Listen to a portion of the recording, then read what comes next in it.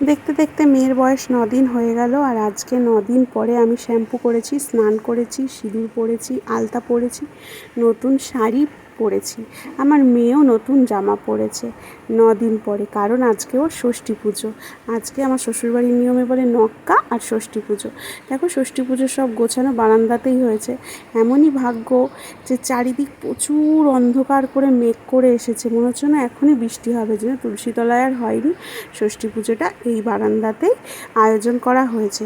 আর কাউকে নেমন্তন্ন করিনি, শুধুমাত্র আমার বাবাকে বলেছি। কেন বলিনি জানো তো? তার কারণ হচ্ছে, প্রথমত প্রচুর টাকা খরচা হয়ে গেছে মেয়ে হতে গিয়ে, দ্বিতীয়ত হচ্ছে ওই যে মেয়ে হয়েছে দ্বিতীয়বার, তাও তোমাদের দাদা সবাইকে মিষ্টি খাওয়াবে বলে মিষ্টি এনেছিল, একজন মিষ্টি খেতে চায়নি, বলেছে মেয়ে হয়েছে আবার মিষ্টি খাওয়াচ্ছ, ছেলে হলে খেতাম, মুখের ওপরে বলেছে। সেই ভয়ে আর কাউকে বলা হয়নি। দেখা যাক, ভগবান যদি দেয়। ওর ষষ্ঠী পুজোটা এইভাবে হলো তাই কি, ওর অন্নপ্রাশন আমরা করব। বড় মেয়েরও করা হয়েছিল, ছোট মেয়েরও করব। এবার ওর নাম লিখে পুরোহিত মশাই বসে পড়েছেন পুজোতে, আমিও বসে পড়েছি। আর আমার পাশে একজন বসে আছে, সে কে জানো? সে হচ্ছে আমার মেয়ের নতুন মা। হ্যাঁ, ঠিকই শুনেছ, 9 দিনের দিন ষষ্ঠী পুজোতে মেয়ের ভালোর কথা ভেবে মেয়েকে নতুন মায়ের কাছে দিয়ে দিলাম। এই হচ্ছে নতুন মা।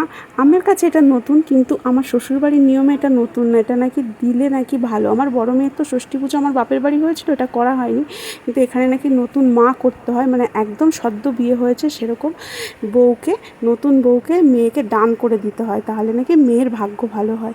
যাই হোক, তাই করলাম। ওর জিম্মা দেখো এই রূপোর বালাটা এনেছে, আমার বাবাও এসেছিলো কিন্তু ভিডিওতে নিতে মনে নেই। বাবাও দিয়েছে এই 3 ধাতুর বালা আর এই চেন, আর সাথে জয়ফল।